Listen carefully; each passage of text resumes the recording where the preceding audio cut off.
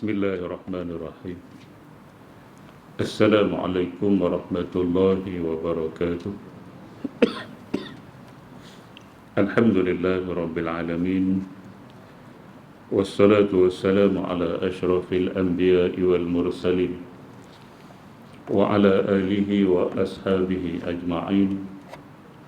Subhanaka la ilma lana illa ma 'allamtana innaka antal alimul hakim. Qala rabbi shrah li sadri wa yassir li amri wahlul 'uqdatam min lisani yafqahu qawli, amma ba'd. Fa inna asdaqal hadisi kitabullah wa khairal hadi hadi Muhammadin sallallahu alaihi wasallam wa syarrul umuri muhdatsatuha wa kullu muhdatsatin bid'ah wa kullu bid'atin dhalalah wa kullu dhalalatin finnar.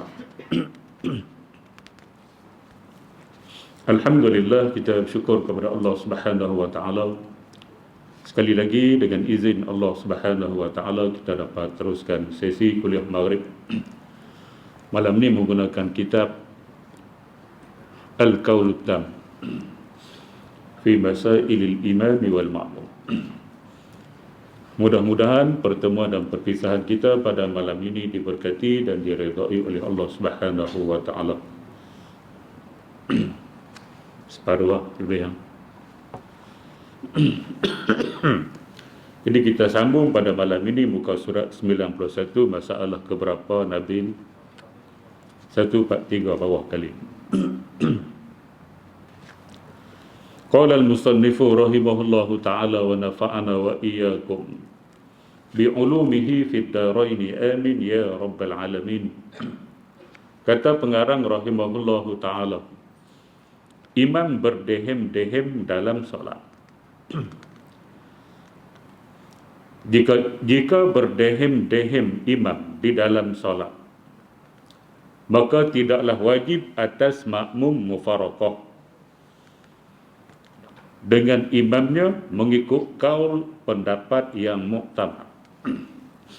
Jadi pendapat yang muktamad dalam mazhab Asy-Syafi'i, kita tak perlu mufaraqah kalau imam tu berdehem di dalam solat. Kerana harus berdehemnya imam itu kerana uzur. Dan Syekh Al-Bughawi telah mengisyaratkan kesilapan ini tidaklah tertentu dengan berdehem-dehem sahaja. Bahkan semua kesalahan adalah seperti demikian juga. Nah, berdehem ke, batuk ke dan sebagainya. Baik, tuan-tuan muslimin dan muslimat yang dirahmati sekalian. Hukum asas kita berdehem, batuk dan sebagainya dalam solat kalau sengaja. Kalau sengaja. Nah, dia boleh membatalkan solat. Kalau dia ada menghasilkan dua huruf ke atas, sama ada faham makna ataupun tidak faham makna huruf itu. Ataupun dia menghasilkan satu huruf sahaja, tapi walaupun satu huruf dia difaham makna. Tuan-tuan muslimin dan muslimat yang dirahmati sekalian, kalau dalam bahasa Arab biasa contoh dia qi. Qi itu satu huruf qaf. Qaf baris bawah qi.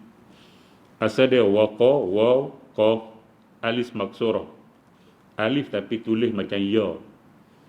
Itu nama dia alif maksurah. Dia bukan ya, kalau dia ada ya, dia ada titik kat bawah dua. Kita jumpa kalimah bentuk macam ya, tapi tidak ada titik di bawah, nama dia alif maksurah. Baik, tuan-tuan muslimin dan muslimat yang dirahmati sekalian. Waqa, waw, qaf, alif bentuk ya. Itu masa fi'il madhinya, waktu fi'il mudhari' yaqi. Sudah dibuang qa jadi yaqi, ya tu ya mudhari'. Anaitu ataupun da'aitu. Saat cik nasir tak faham lah. Saat dia tak ngaji nahu. Dengar ya. Buat faham sudah. Nah, waqa yaqi, bila qi asal dia qaf ya dibuang ya sebab dia adalah fi'il amal jadi qi. Qi itu makna dia hati-hati, jaga-jaga. Dia ada makna dia walaupun satu huruf qi. Hati-hati, jaga. Qi. Mana dia ada makna. Kalau bahasa kita, K, K. K daripada okey ya. Cik bisa jawab okey ke K saja dalam WhatsApp. K faham makna tu, mana dia okey ya. Walaupun dia satu huruf tapi dia boleh faham makna batal solat. Tapi kalau ada keuzuran syar'i, kalau dia tak berdehem, kalau dia tak batuk, dia tak boleh nak baca, maka dia kena batuk, dia kena berdehem untuk lepaskan bagi boleh baca. Sebab itu dikira keuzuran. Nah, tuan-tuan muslimin dan muslimat yang dirahmati kita, ihtimal imam tu dia uzur, dia tak boleh baca kecuali dia berdehem, maka kita tak payahlah mufaraqah, ikut saja, boleh, tak ada masalah. Nah, tuan-tuan muslimin dan muslimat yang dirahmati sekalian, kecuali berdehem yang sengaja tak boleh. Tapi kalau imam berlaku, kita ihtimal dia adalah uzur syar'i bagi dia. Baik, tuan-tuan muslimin dan muslimat yang dirahmati, selesai. Jadi tak payah ragu-ragu lah tu imam tu duduk berdehem ke, tu imam tu batuk, tak payah ragu, ikut saja, tak perlu mufaraqah. Baik, itu 143. 144. Imam silap dalam bacaan Fatihah. Fatihah ni rukun, satu-satunya bacaan surah yang rukun dalam mazhab kita Syafi'i ialah Fatihah lah. Surah yang selepas Fatihah sunat. Baik, imam silap dalam bacaan Fatihah. Jika imam melakukan kesilapan membaca Fatihah hingga boleh mengubahkan maknanya.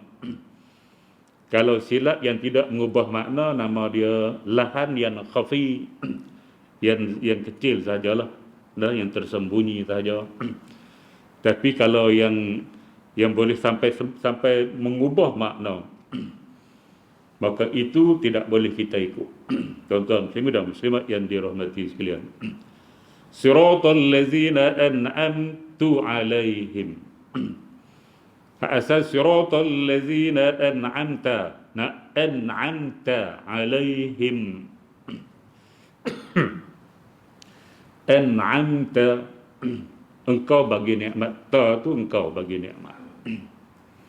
Darabta, engkau pukul. Ta tu makna kamu lelaki. Akalta, kamu makan. Zahabta, kamu pergi, kamu tu lelaki. Kalau kamu perempuan, an'amti, darabti, akalti. Ngaji bahasa Arab sikit.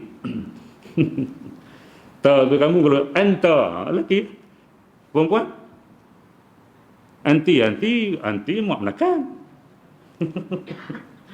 Baik, tuan-tuan muslimin dan muslimat yang dirahmati sekalian, anta lelaki, anti perempuan. Baik, dia pergi baca siratal ladzina an'amtu. Dia tak baca ta, dia baca tu. Maka makna sudah berubah kepada an'amtu, yang aku bagi nikmat.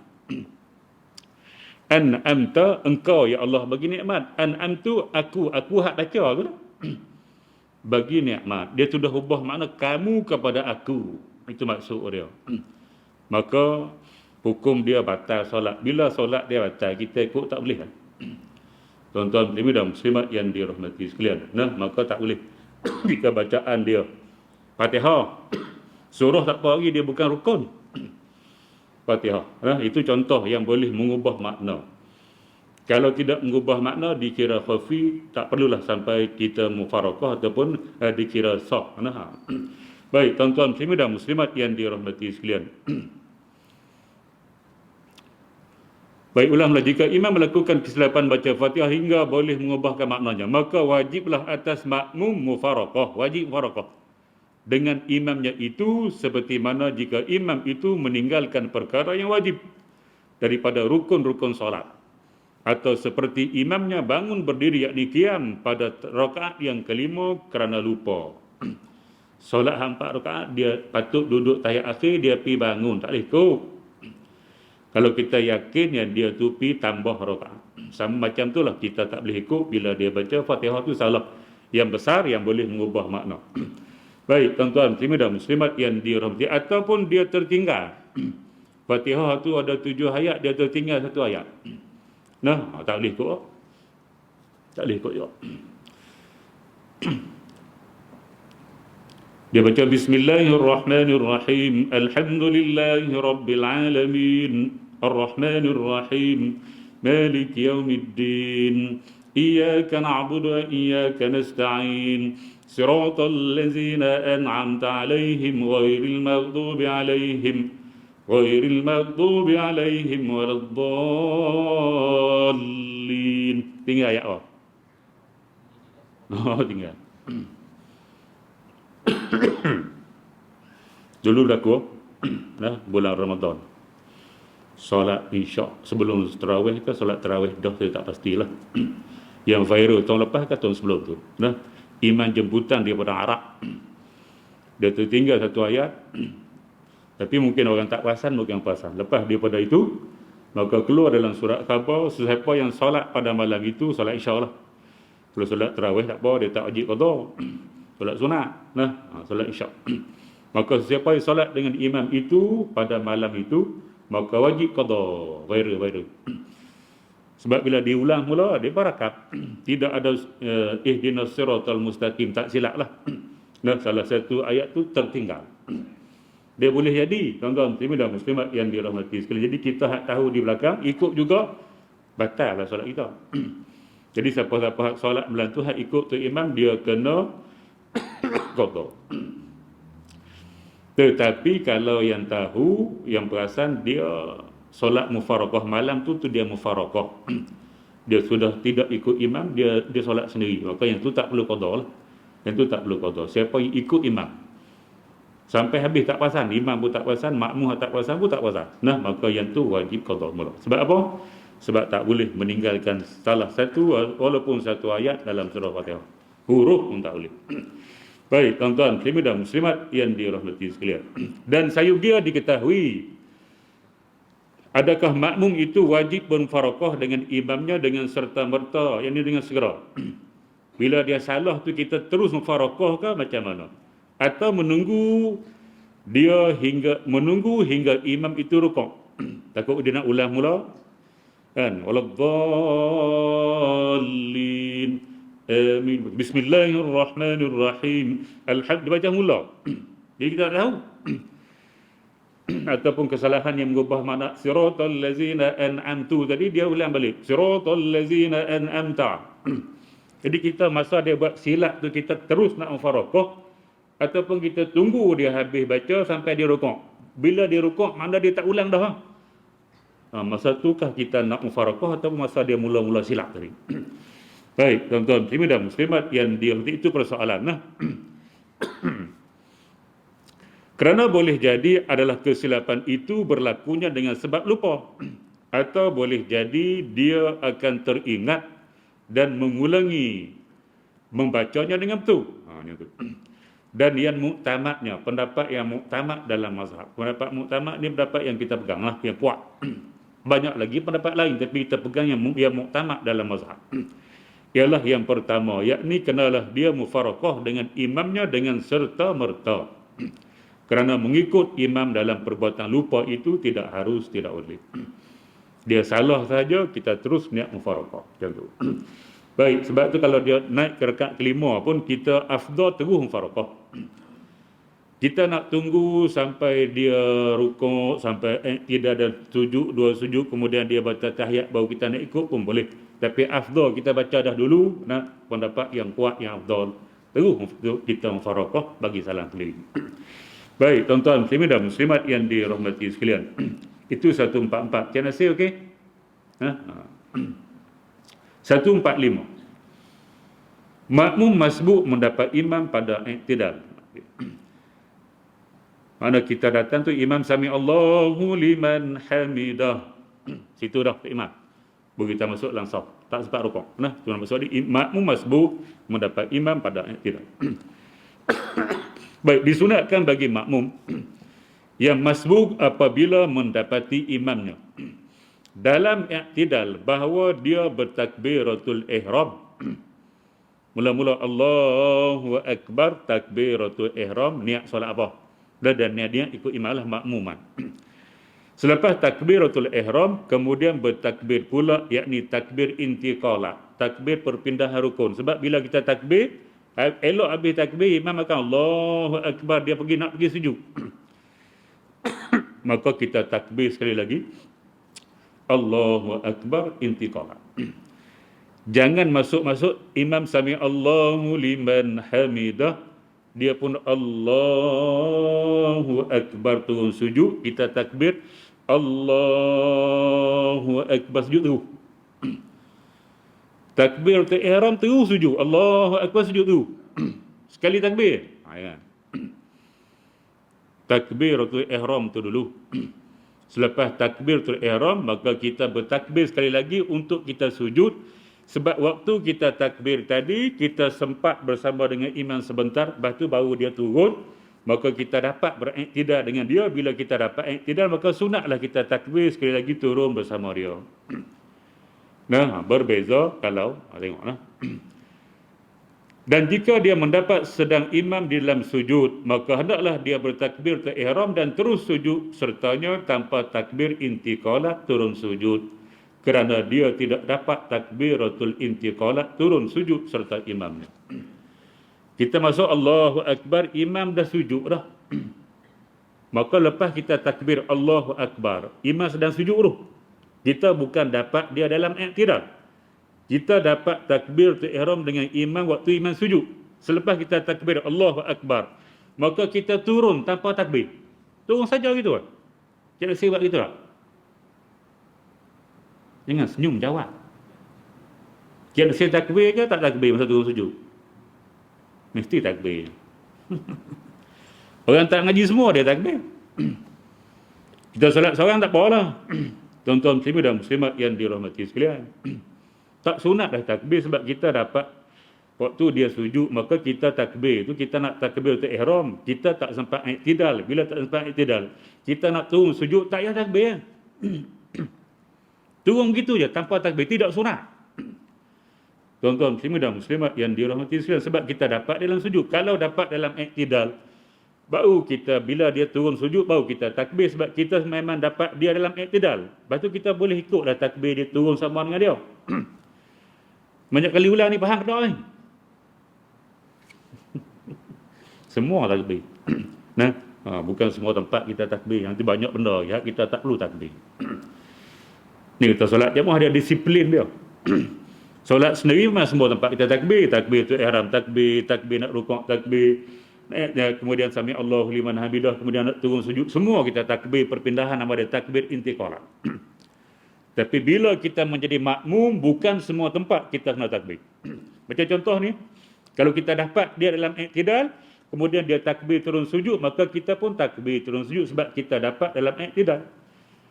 Tapi bila kita dapat dia dalam sujud dah, maka bila kita cuma takbiratul ihram dan terus turun sujud tanpa takbir, tidak sunat takbir.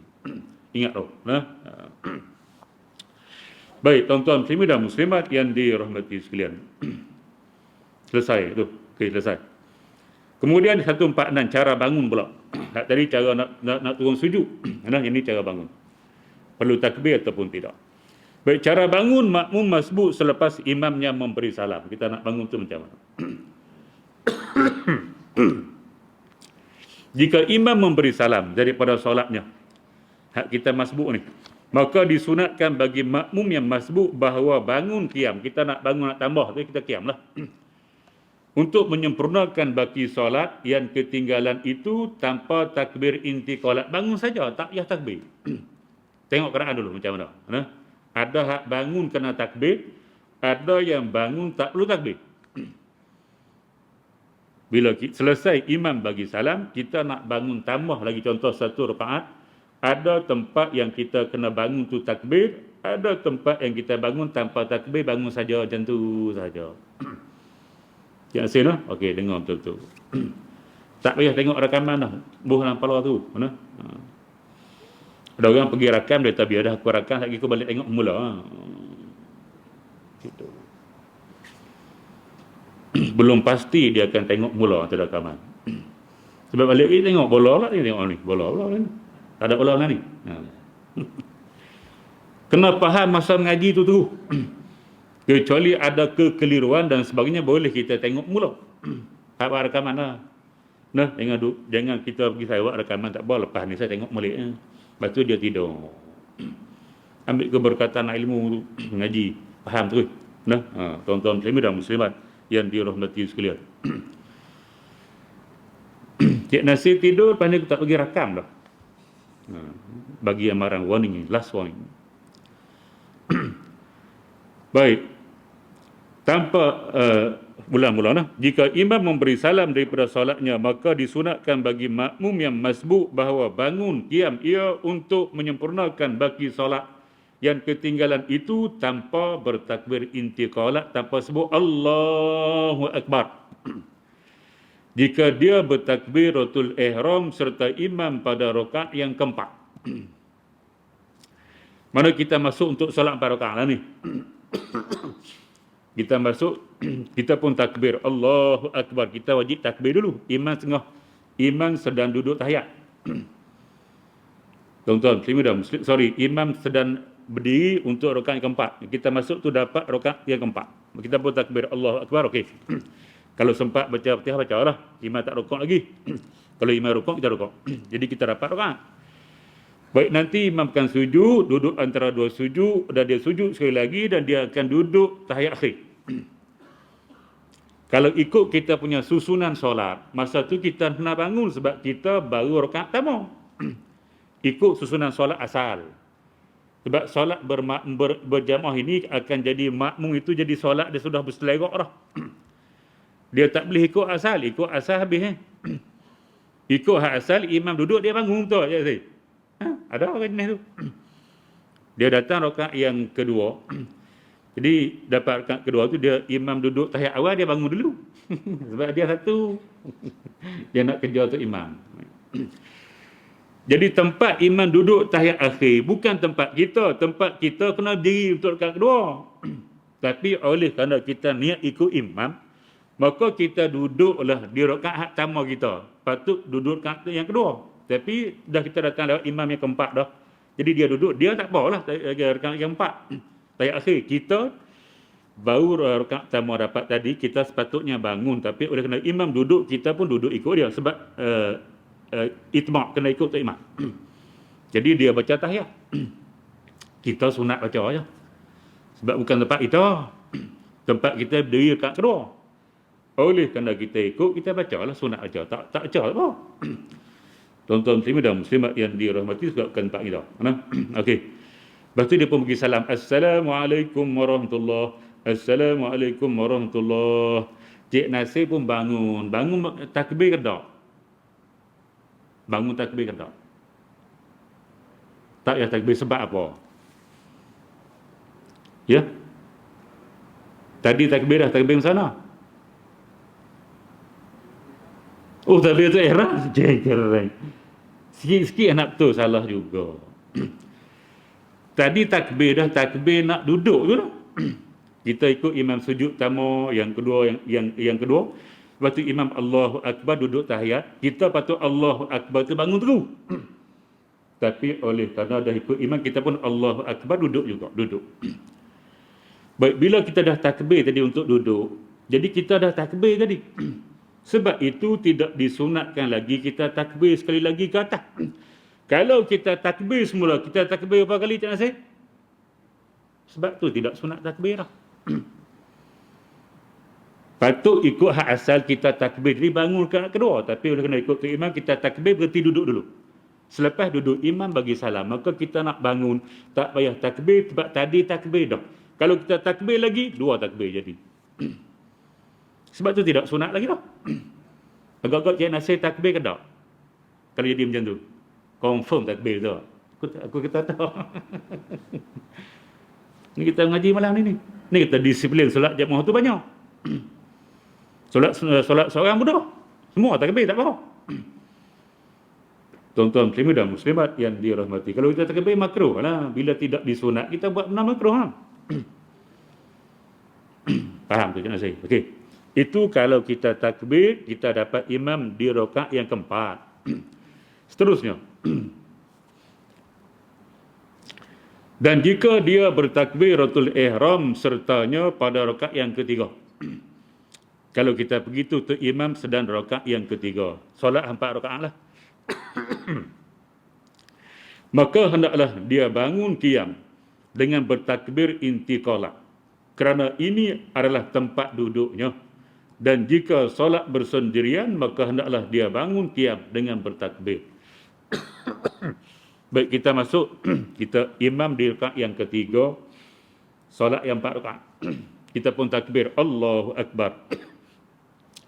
Imam rukuk, kita rukuk. Imam sujud, kita sujud. Kemudian dia selepas tu dia bangun pula lah. Dia bangun untuk rakaat yang keempat. Kita pun bangun untuk rakaat yang kedua. Imam masuk rakaat yang keempat. Kita bangun juga masuk rakaat yang kedua. Nanti imam akan sujud rukuk macam biasa rakaat keempat, kita rakaat kedua. Jadi dia pun duduk tasyahud akhir dia. Kita pun duduk yang pertama kerana ikut dia. Yang kedua memang tempat kita kena duduk. Sebab apa? Tahiyat awal. Sebab tahiyat awal. Memang kita duduk pun kalau kita solat seorang pun kita akan duduk masa tu. Sebab itu tempat kita.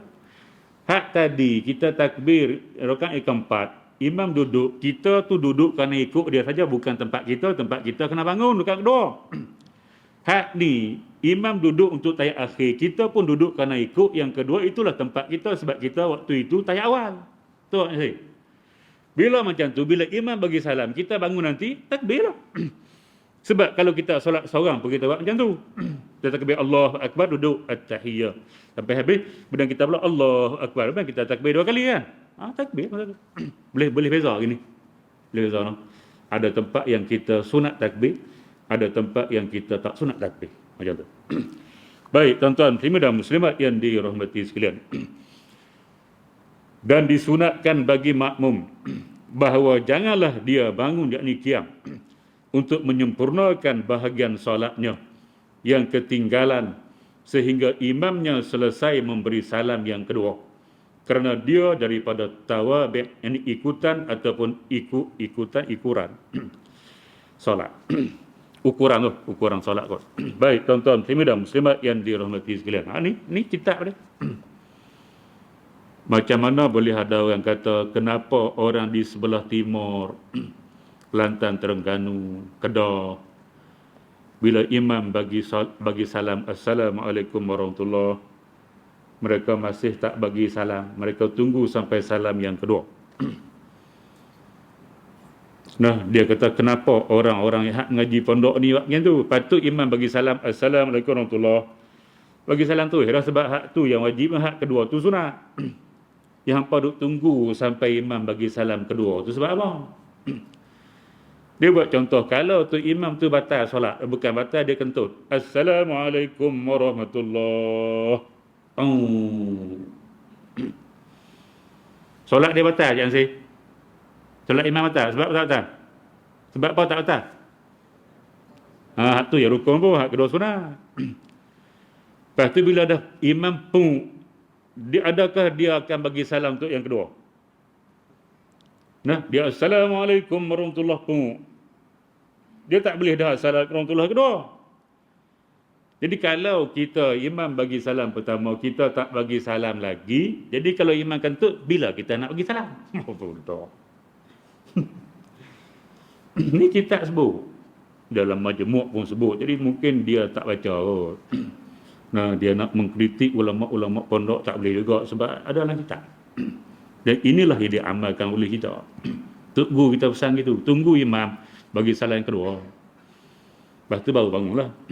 Kalau dia bangun pun boleh, imam Assalamualaikum warahmatullahi, dia nak bangun dah boleh, tapi hak elok sempurna. Biarlah dia habis dulu. Sekiranya dia masih ada wuduk, dia akan bagi salam yang kedua. Selepas Assalamualaikum yang kedua, barulah kita bangun. Baru comel ikutan, biar tu imam habis buat kerja, baru kita buat kerja. Nah, samalah dia rukuk, biarlah dia rukuk sempurna, baru kita ikut. Dia iktidal, bagi dia iktidal sempurna, baru kita ikut. Dia turun sujud sampai dia letak dahi dah, baru kita mula turun. Banyak lagi hadut turun sama untuk imam. Tuan-tuan, kita dah baca dulu dah makruh, tak dapat pahala berjamaah. Nah, tuan-tuan muslimin dan muslimat yang dirahmati, yang mudah-mudahan kita hadut mengaji ini boleh buat. Nah, jangan terlalu gopoh untuk ikut imam, biar dia selesai satu-satu perkara, kita ikut walaupun yang sunat. Walaupun salam yang kedua tu sunat, biar dia habis salam kedua, barulah kita bangun. Nak pergi mana? Cik Nasir? Nah, nak pergi nikah baru. Lepas nikah, lepas solat tu tu imam nak nikah Cik Nasir. Kalau pergi mana? Nah, Allahu Rabbi. Jadi kaluklah solat kita ni kalau kita tak ngaji, tak sempurna lah. Nah, sah-sah tapi tidak sempurna. Tunggu dia habis salam ke dulu. Okey, selesai 146. Masuk 147. Makruh menjadi imam orang yang tidak disukai oleh makmum yang ramai. Payah jugalah ni. Tuan-tuan muslimin dan muslimat yang dirahmati sekalian. Kita tengok perbincangan dia dulu macam mana. Makruh bagi seorang itu menjadi imam. Ni siapa-siapa hak duk nak jadi imam lah. Nah, kadang tu berebut nak jadi imam. Pergi sampai 3-4 orang temu juga jadi imam sampai bergaduh pula. Jangan. Tuan-tuan muslimin dan muslimat yang dirahmati sekalian. Nah, kalau dapat jadi imam, alhamdulillah. Tapi ingatlah alhamdulillah itu kita memikul tanggungjawab yang berat. Nah, tak padan dengan elong tu 1,200 ke 1,300, tak padan lah dengan tanggungjawab. Sebab tu saya tak nak jadi imam, biar saya mengajar tak apa masjid. Jadi imam tu berat tanggungjawab dia. Baik, tuan-tuan muslimin dan muslimat yang dirahmati, bukan kata imam apa-apalah jenis ketua. Siapa-siapa yang di ketua pemimpin, kalau kita berebut sangat, masalah. Kita sedang berebut satu jawatan yang akan memberi satu tamparan yang hebat pada kita. Kalau kita mampu melakukannya, kalau kita adil, selamat. Kalau kita tidak boleh melakukan keadilan, kita menempuh neraka Allah Subhanahu wa taala. Nabi sebut dah kan, sab'atun yuzilluhumullah yauma la zilla illa zilluh. 7 golongan manusia yang akan mendapat naungan Allah Subhanahu wa taala di hari yang tidak ada naungan kecuali naungan Allah Subhanahu wa taala. Golongan pertama Nabi sebut al-imamul adil. Pemimpin yang adil. Hak 7 golongan hak Nabi sebut ini semua susah nak dapat. Sebab tu dia pas special. Di akhirat nanti ada payung, ada bumbung lah. Kalau yang masuk stadium tu, ada yang berbumbung, ada tidak berbumbung. Yang berbumbung tu special lah. Di pada mahsyar yang dikatakan matahari seperti sejengkal dengan kepala. Maka siapa yang ada bumbung, dia tak panas. Siapa tak ada bumbung, memang dia punya peluh dia ada sampai tumi, ada sampai lutut, ada sampai paha, ada sampai perut, ada lepas kepala. Tuan-tuan muslimin dan muslimat yang dirahmati, payah nak jadi pemimpin yang adil ni, payah. Nah, jadi kita jangan berebut lah jawatan tu, kecuali tak ada orang. Jadi kita kena ambil juga. Terpaksalah kita memikulnya, sebab kalau kita tak buat, tak ada orang boleh buat. Ini benar-benar yang agak sukar dalam kehidupan yang kita nak boleh buat. Sebab tu kita tidak disuruh untuk meminta jawatan. Tuan-tuan muslimin dan muslimat yang dirahmati, Abu Zar Al-Ghifari minta jawatan dengan Nabi berhijrah ke Madinah. Nabi tak bagi. Nabi kata, kamu tidak layak untuk memegang jawatan ini. Tak layak, tak boleh. Nah, macam tu. Baik, tuan-tuan muslimin dan muslimat yang dirahmati, iman sama apa? Berebut jadi imam buat apa? Kalau kita layak tak apa. Kalau kita tak layak sahaja nak rebut jawatan jadi imam, ada sebab pengaruh dan sebagainya, ini satu masalah dalam masyarakat. Baik, tengok. Kalau imam yang dilantik itu, ini bab imam hak solat, hak lain pun sama. Imam yang dilantik oleh majlis agama itu tidak disukai oleh ramai orang. Nah, maka macam mana? Makruh lah hukum dia, kita ikut dia. Tengok, makruh bagi seorang itu menjadi imam kepada kaum jamaah dan kebanyakan mereka tidak suka kepadanya. Berdasarkan hadis yang diriwayatkan oleh Ibnu Abbas radhiyallahu anhu daripada Nabi sallallahu alaihi wasallam, bahwasanya bersabda dia Nabi, salasatun la turfa'u salatuhum fawqa ru'usihim shibra, rajulun amma qauman wa hum lahu karihun, wa imra'atun batat wa zawjuha 'alaiha sakhit, wa akhawanun mutasariman. Atau kama qala sallallahu alaihi wasallam. Artinya, 3 jenis orang yang tidak diangkatkan mereka di atas kepala mereka sekalipun satu jengkal. tidak diangkat solat, dia tak tulis, dia tertinggal. Nah, salah satu la turfa'u salatuhum. Ada 3 golongan manusia yang amalan solat mereka tidak diangkat melepasi kepala walau 1 jengkal. Makna Allah tak terima amalan kita buat, dia akan dia bawa naik ke, akan dibawa naik. Tiba-tiba amalan hak 3 golongan ini solat hak dia buat tidak diangkat walaupun sejengkal melebihi kepala Allah. Mana tidak diangkat ke langit. Sekalipun 1 jengkal, yakni solat mereka tidak diterima oleh Allah Subhanahu wa taala, tidak diangkat, artinya tidak diterima oleh Allah Subhanahu wa taala. Baik, mari kita berkenalan dengan 3 golongan ini. Mudah-mudahan kita tidak termasuklah. Rugilah buat amalan tidak diangkat. Macam kita kerja tak ada gaji, macam tu. Baik, tuan-tuan muslimin dan muslimat yang dirahmati saya, iaitu yang pertama, lelaki yang menjadi imam kepada satu jamaah padahal mereka tidak sukakannya. Dia jadi imam dalam keadaan orang tak suka dia. Mereka benci kepadanya. Dan perempuan yang tidur padahal suaminya marah kepadanya. Dan 2 saudara yang berkelahi bergaduh. Saat kita ambil hak perempuan, saat ni dah disebut dah, nak sebut perempuan ni isteri yang bila suami dia tidur, suami dia marah. Nah, Nabi sebut, iza da'a rajulun imra'atahu ila firashih. Apabila seorang lelaki, yakni suami, mengajak isterinya, perempuan arti isterinya, ke tempat tidurnya. Nah, ajak tu faham-faham lah Cik Nasir. Nabi tak faham, Cik Nasir faham. Ajak ke tempat tidurnya, fa'abat. Tapi isteri itu engkar, tak nak, tanpa alasan syarak lah. Kalau dia tak mahu, itu ada alasan syarak, tak apa, dia sakit ke apa ke, itu tak apa.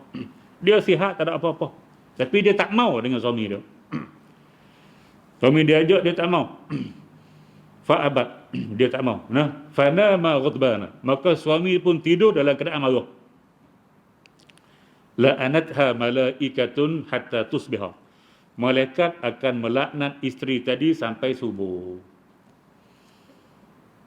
Tuan-tuan muslimin dan muslimat yang dirahmati sekalian. Dan dia juga termasuk golongan yang amalan solat dia tidak diangkat walaupun sejengkal melepasi kepalanya. Jadi Cik Nasir, pengajaran boleh kita ambil macam mana? Daripada golongan nombor 2 tu, suami sebagai suami, pengajaran dia macam mana? Kalau isteri tolak, jangan marah. Cik Nasir, kalau isteri tolak, jangan marah. Kalau suami tidur dalam keadaan marah, isteri akan dilaknat sampai subuh. Tapi kalau suami tidur senyum, suami tak arah pun, dia senyum tidur, isteri dia selamat. Inilah dikatakan suami berhikmah, suami yang ada ilmu. Nah, kalau dia ajak isteri dia tak mau, dia tak larat dan sebagainya, kita tidur tu jangan marah. Kalau kita marah dia akan dilaknat sampai subuh. Dia tu isteri kita, nakkah dia isteri kita dilaknat? Kalau tak mahu isteri dilaknat, tidur senyum. Faham Cik Nasir? Baik, tuan-tuan muslimin dan muslimat yang dirahmati sekalian. Dan orang yang bergaduh, selagi mana mereka tidak berdamai, tak terima amalan. Pilah cari hak kita bergaduh, minta maaf lah. Nah, selesaikan atas dunia, jangan tunggu nak selesai di padang mahsyar. Itu perkara besar. Tuan-tuan muslimin dan muslimat yang dirahmati. Okey, yang tu 2 tu kita tolak pisah. Kita tak fokus yang tu.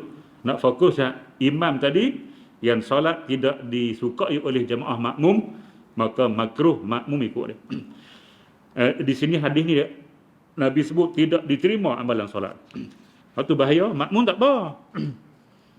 Makmum ni makruh sahaja ikut imam hak dia tak suka. Tapi imam itu bila manusia jamaah tak suka dengan dia, solat dia tu tidak diangkat. Lepas tu sebab bahawa buat nak jadi imam. Yang saya jawab sebab apa kita berebut nak jadi tok imam, sedangkan bila kita jadi tok imam, jamaah ramai tak suka, solat kita tidak diterima oleh Allah Subhanahu wa taala. Satu solat tak diterima pun kita tak boleh nak bayar, boleh dengan 1,300 bayar. 5 solat hari malam jadi imam. Tak dapat. Kenapa kita berebut nak jadi imam? Nah, tengok molek. Tuan-tuan muslimin dan muslimat yang dirahmati, kalau orang suka kita tak apa lah. Berapa ramai hak suka, nanti kita ke depan dia sebut. Adakah hanya seorang tak suka menyebabkan solat kita tak diangkat? Tak. Tengok nanti dia sebut lepas daripada ini. Saya tak nak baca lagi. Tunggu sampai tempat dia. Dan diriwayatkan daripada Amru bin Al-As bahawa Rasulullah SAW bersabda, "Salasatun la yakbalullahu minhum salatan. Rajulun taqaddama qauman wa hum lahu karihun, wa rajulun ya'ti bis salati dibara, wa rajulun i'tabada muharrara." Artinya 3 jenis orang yang tidak diterima solat dari mereka, iaitu lelaki yang tampil menjadi imam kepada satu kaum yang dijamaah sedangkan mereka benci kepadanya. Orang yang sama, hak nombor 1. Hak nombor 2 berbeza, nombor 3 berbeza. Dan 2 hadis disebut orang yang sama. Hak nombor 1, imam yang tidak disukai makmum. Hadis tadi, hadis ni pun hak sama, imam yang tidak disukai makmum. Hak kedua sudah berbeza. Hak tadi isteri yang enggang dengan suami, hak ni lain pula. Dan lelaki yang mendirikan solat selepas lupa waktu, suka qada solat. Jadi trend dalam kehidupan dia, solat qada, solat qada, solat qada, solat qada. Nah, dengan sengajanya. Tak terima. Dan lelaki yang memperhambakan orang yang telah dimerdekakan. Orang merdeka tapi kita menjadikan dia seperti hamba. Baik, tuan-tuan muslimin dan muslimat yang dirahmati, itu yang pertama mukadimah dia.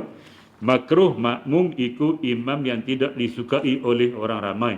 Nah, tapi bagi imam itu, bagi makmum makruh saja, tak dapat pahala jemaah. Bagi imam, solat dia tidak diangkat oleh Allah Subhanahu Wa Taala. Yang kedua, tidak diterima. Samalah tak diangkat, artinya tak diterima. Okey, kita tengok yang ke 148, dia ada connection dengan 147. Baik, tidak makruh menjadi imam jika dia hanya dibenci oleh separuh bilangan jemaah. Makna dia kalau separuh tidaklah jadi makruh. Tersebut dalam Syarhul Muhazzab. Maka jika dia hanya tidak disukai, yakni dibenci separuh sahaja daripada bilangan jamaah atau kurang sedikit daripada demikian, maka dia tidaklah makruh ia menjadi imam. Tetapi diriwayatkan oleh Al-Qadhi At-Tabari seperti mana tersebut dalam Al-Jawahir daripada nas Al-Imam Asy-Syafi'i radhiyallahu anhu, bahwasanya berkata dia, jika dia menjadi imam kepada satu kaum, yakni jamaah, dan ada pada kalangan mereka orang yang benci kepadanya, maka kami makruhkan baginya yang demikian itu menjadi imam. Dan yang afdal baginya bahawa janganlah dia menjadi imam mereka. Ini jika mereka bencikan kerana alasan syar'i. Bila makmum tak suka tu, dia ada syarat dia, tak suka kerana alasan syarak. Alasan peribadi tak masuk, alasan syar'i sahaja, maka dia makruh jadi imam. Baik, apa dia alasan syar'i? Seperti dia seorang yang zalim. Dia seorang yang zalim. Atau seorang yang berhak, atau seorang yang hendak mengalahkan imamah, yakni ketua atau raja, buruh. Rakyat yang menentang kerajaan yang sah. Tuan-tuan muslimin dan muslimat yang dirahmati sekalian, dia jadi ketua contoh, buruh lah. Jenis itu makruh. Yang sah, atau seorang yang tidak menjaga dirinya daripada najis, tak berapa nak jaga. Hak Nabi sebut masuk tandas, dia kencing tak jaga sehingga menyebabkan dia diseksa dalam kubur. Saya sebut sebelum daripada ini ada dua kubur. Nabi kata kedua-dua ini la yu'adzabani, sedang diazab oleh Allah Subhanahu Wa Taala.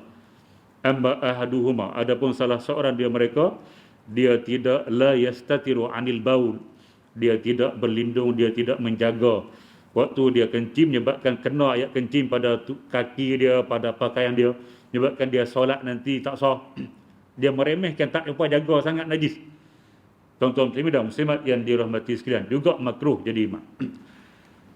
Takut tak sah lah. Atau mencari kehidupan daripada sumber yang hina. Tu imam jual rokok,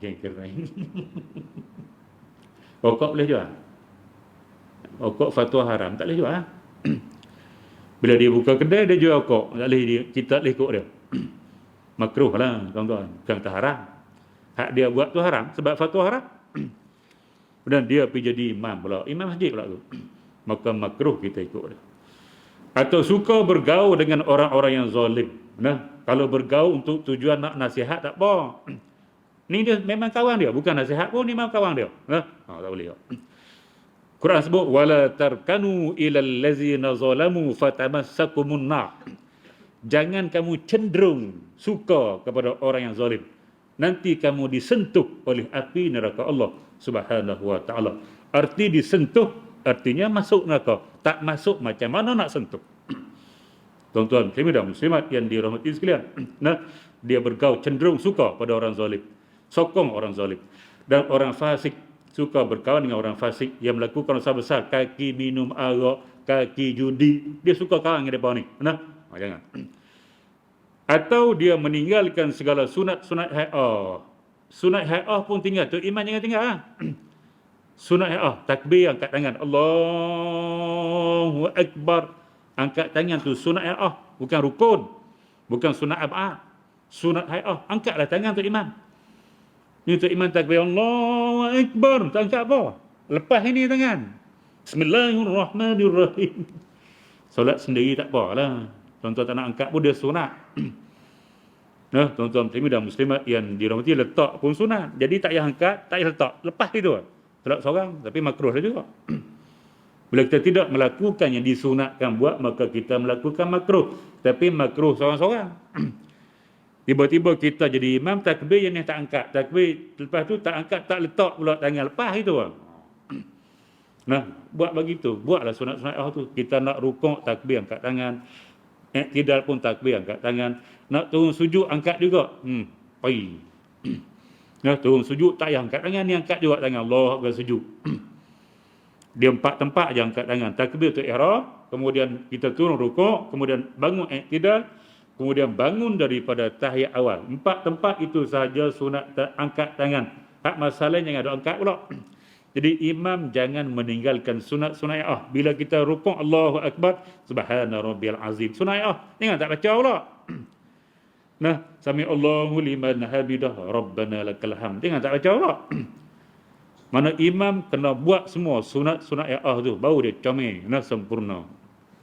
Baik, tuan-tuan, muslimin dan muslimat yang dirahmati sekalian. Itu maksud dia imam melakukan perkara-perkara yang tidak uzur syar'i. Yang uzur syar'i, yang menyalahi syarak.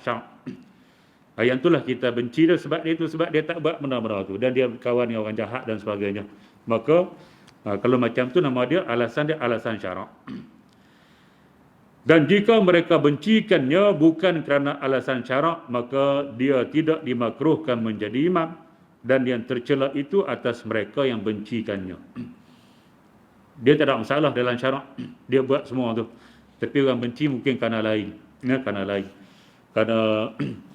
dia minat nak tu imam tak terima, okey ke? Lepas tu dia tak mau pergi, benci aku tu imam. Sebab dia minat tak terima, itu bukan alasan syarak. Ikut dia, anak dia. Dia nak terima kita, alhamdulillah. Dia tak terima, masya-Allahu kana wa ma lam yasha' lam yakun. Itu bukan alasan syarak yang kita nak benci dia. Alasan syarak tak apa? Dia tidak melakukan sunat hai'ah, dia suka berkawan dengan orang jahat, dia melakukan benda-benda haram. Tak apa, itu alasan syarak. Dia tak terima kita sebagai menantu, itu bukan alasan syarak. Baik, tuan-tuan muslimin dan muslimat yang dirahmati sekalian. Dan patut diingatkan bahawa hukum makruh itu tertentu bagi imam sahaja. Dan adapun bagi makmum tidaklah dimakruhkan mengikut imam itu. Baik, tuan-tuan muslimin dan muslimat yang dirahmati sekalian, itu 148. 5 minit ni. Okey, saya nak baca satu lagi sudah.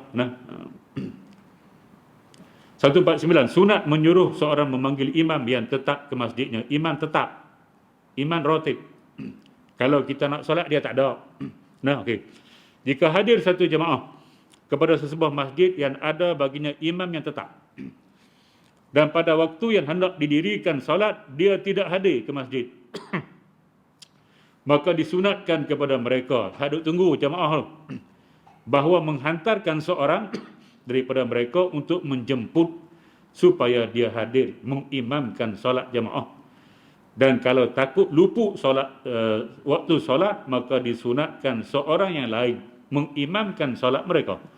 Dan berkata Imam Nawawi, jika takut menimbulkan fitnah, maka hendaklah masing-masing solat bersendirian dan disunatkan kepada mereka sekiranya imam hadir mengulangi solat mereka dengan berjamaah sertanya. Baik tuan-tuan, muslimin dan muslimat yang dirahmati, ini nama dia imam. Nah, bila dilantik jadi imam, memang kerja dia jadi imam solat lah, tu kerja utama. Hak lain-lain tu tambahan, jadi pengurusi masjid kalau di Kedah dan sebagainya. Kalau tempat lain, pengurusi tu orang lain, tu imam orang lain. Dia ada dua jawatan yang berbeza. Tapi Kedah ni berat dari segi tu imam, dalam masa yang sama dia kena jadi pengurusi masjid.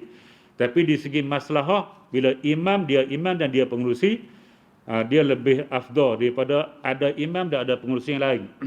Sebab kalau dia seorang, dia tak jadi bergaduh.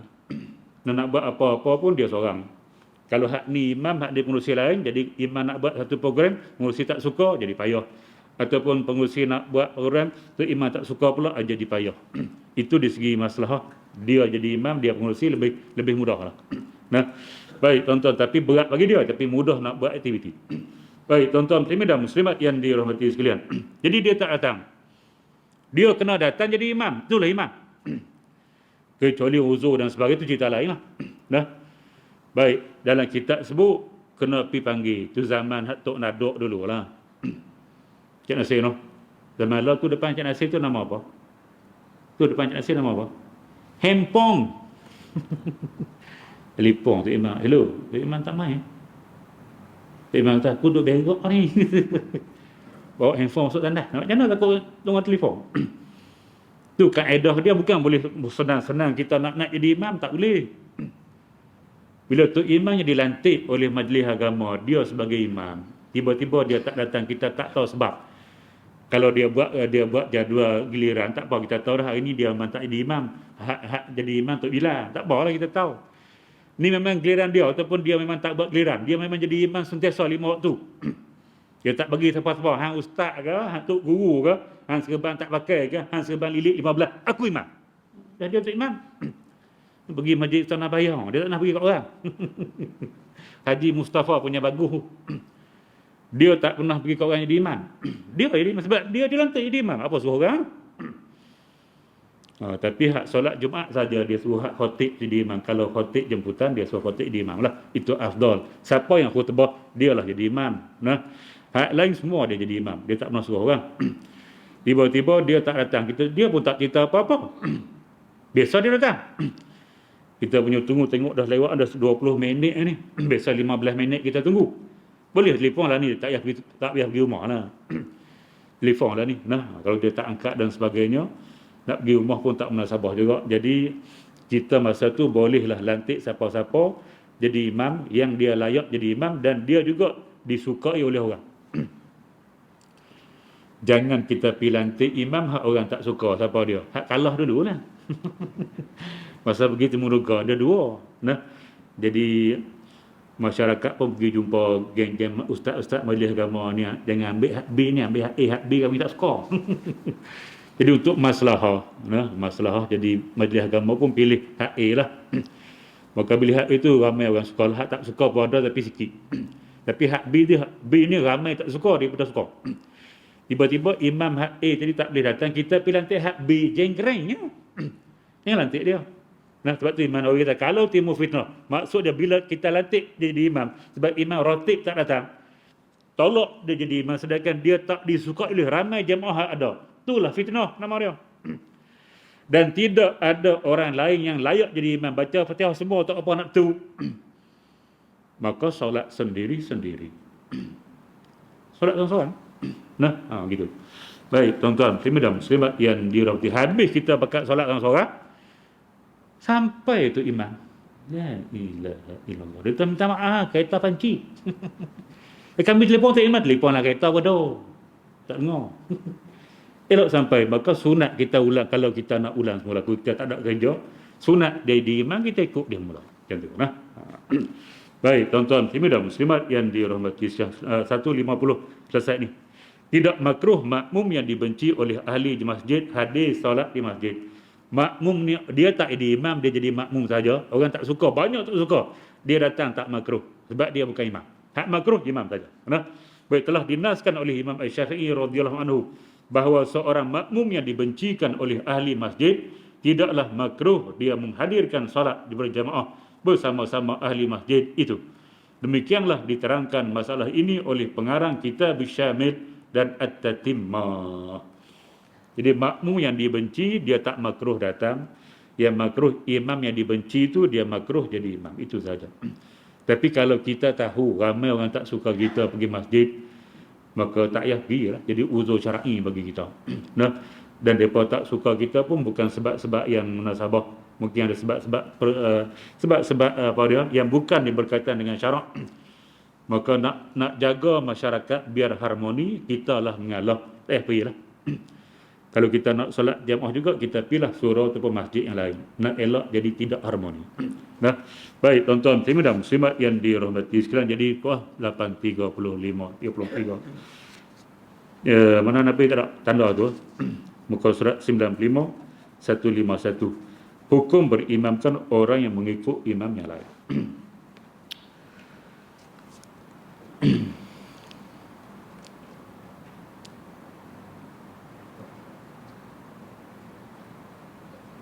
Mengapa membaca ayat kursi tidak dimulakan dengan bismillah? Baik tuan-tuan muslimin dan muslimat yang dirahmati sekalian. Ni ilmu yang basic yang perlu kita ada lah. Nah, tak apa, tanya, tak tahu tanya. Fas'alu ahla zikri in kuntum la ta'lam. Tanyalah orang yang tahu kalau kamu tak tahu. Baik, bila kita nak baca Quran, kita disunatkan yang pertama sekali baca a'udzubillahi minasyaitonirrajim. Kemudian kita disunatkan baca bismillahirrahmanirrahim. Kecuali surah Fatihah, kita tahu dalam mazhab kita bismillah adalah salah satu daripada ayat Fatihah, maka itu wajib baca lah. Dan bismillah tidak disunatkan di awal surah At-Taubah. Nah, 113 surah At-Taubah saja tak sunat baca bismillah. Lepas a'udzubillahi minasyaitonirrajim terus kita baca ayat, tak perlu bismillah. Baik, soalan dia, mengapa membaca ayat kursi tidak dimulakan dengan bismillah? Yang sunat kita baca bismillah di kepala ayat, di permulaan surah. Sebab itu setiap permulaan surah selain daripada surah At-Taubah ada bismillahirrahmanirrahim. Tuan-tuan balik rujuk lah. Nah, kalau tuan balik tengok Quran hak tuan-tuan ada, tiba-tiba tidak ada bismillah di setiap kepala surah, maka kena tukar Quran lain, salah cetak lah tu. Ataupun At-Taubah pun ada bismillah juga salah cetak lah tu. Jadi bismillah sunat dibaca ketika kepala surah. Bila kita nak baca ayat hak mula-mula surah, contoh Al-Baqarah, bismillahirrahmanirrahim, alif lam mim, nak baca mula. Ali Imran, bismillahirrahmanirrahim, alif lam mim juga. Nah, setiap kepala surah itu kita sunat baca bismillah. Bila kita nak ambil tengah-tengah, contoh kita nak ambil sayaqulu sufaha, hanya sekadar kita a'udzubillahi minasyaitonirrajim, sayaqulu sufaha'u minan nasi ma wallahum. Tak payah baca bismillah. Sebab kita bukan membaca di awal surah. Sunat baca bismillah hanya di awal surah sahaja. Kalau tuan-tuan boleh mendengar, boleh melihat, contoh kita nak buat ujian hafazan. Malam ni tingkatan 5 ada ujian hafazan. Tingkatan 4 pada UTQH dipanggil. Maka diberikan soalan, sila ulang bacaan saya, sila ulang bacaan saya, dan teruskan bacaan. Maka kalau ayat hak diambil untuk ditanya itu tidak di permulaan surah, maka penanya itu, ustaz hak tanya, dia akan baca a'udzubillahi minasyaitonirrajim. Lepas tu terus dia akan baca ayat, dia tak akan baca bismillah sebab ambil tengah-tengah. Maka ayat kursi bukan permulaan surah, dia hujung surah Baqarah. Nah, tuan-tuan muslimin dan muslimat yang dirahmati sekalian, maka setiap ayat Quran yang kita baca ambil tengah-tengah, bukan permulaan surah. Maka tidak sunat baca bismillah. Baca a'udzubillah tu sunat lah. Baca a'udzubillah terus kita baca surah. Nah, kalau kita dalam solat pun sama lah, hanya baca bismillah. Kecuali ayat kita ambil tu permulaan surah. Kalau kita nak baca ayat tengah-tengah, kita terus baca saja ayat tanpa memulakan dengan Bismillahirrahmanirrahim. Ini basic, basic dalam baca Quran yang kita kena tahu.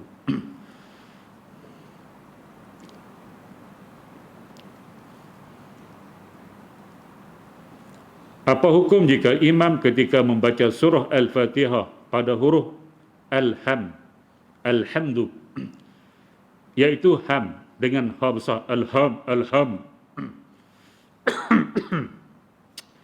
ha besar, ha simpul, tidak ha kecil, ha pedas, dengan jelas apa seharusnya tindakan makmum dalam keadaan ini. Baik, alhamdu dia merupakan, kalau dia silap baca pun tak semua orang boleh trace dia. Sebab dia termasuk dalam perkara yang rumit, hanya pakar pada makhraj sahaja yang boleh trace. Kita bukan pakar makhraj, kita pakar makan. Kita tak boleh nak beza antara ha dengan ha. Jadi dia bukan satu kesalahan yang besar. Nah, tuan-tuan muslimin dan muslimat yang dirahmati sekalian, macam tu. Tapi kalau kita boleh, memang kita boleh dengar betul-betul alhamdu, dia sudah ubah makna dia. Alhamdu, ha pedah, ha pedah lagi. Itu makna puji. Alhamdu tu cerita lain lah. Nah, maka dia boleh mengubah makna jelas macam tu, maka tak boleh ikutlah. Nah, dia jadi besar, sudah mengubah makna. Baik, tuan-tuan muslimin dan muslimat yang dirahmati sekalian. Okey, selesai kot yang tu. Okey, selesailah. Sudah dua soalan pada malam ini. Jadi sekadar itu dulu, tuan-tuan muslimin dan muslimat yang dirahmati sekalian. Mudah-mudahan dapat sedikit pencerahan pada malam ini. Yang baik datang daripada Allah Subhanahu wa taala, yang buruk kelemahan diri saya sendiri. Aqulu qauli hadza wa astaghfirullahal azim li wa lakum. Wassalamualaikum warahmatullahi wabarakatuh. Bismillahirrahmanirrahim. Alhamdulillahi rabbil alamin. Wassalatu wassalamu ala ashrafil anbiya'i wal mursalin wa ala alihi wa ashabihi ajma'in. Allahumma inna nas'aluka al-huda wat-tuqa wal-afafa wal-ghina. Allahumma ij'al jam'ana hadza jam'an marhuma wa tafarruqana min ba'dihi tafarruqan ma'suma wa la taj'al Allahumma fina wa la ma'ana ولا من يتبعنا شقيا ولا مطرودا ولا محروما يا رب العالمين والحمد لله رب العالمين تقبل الله منكم.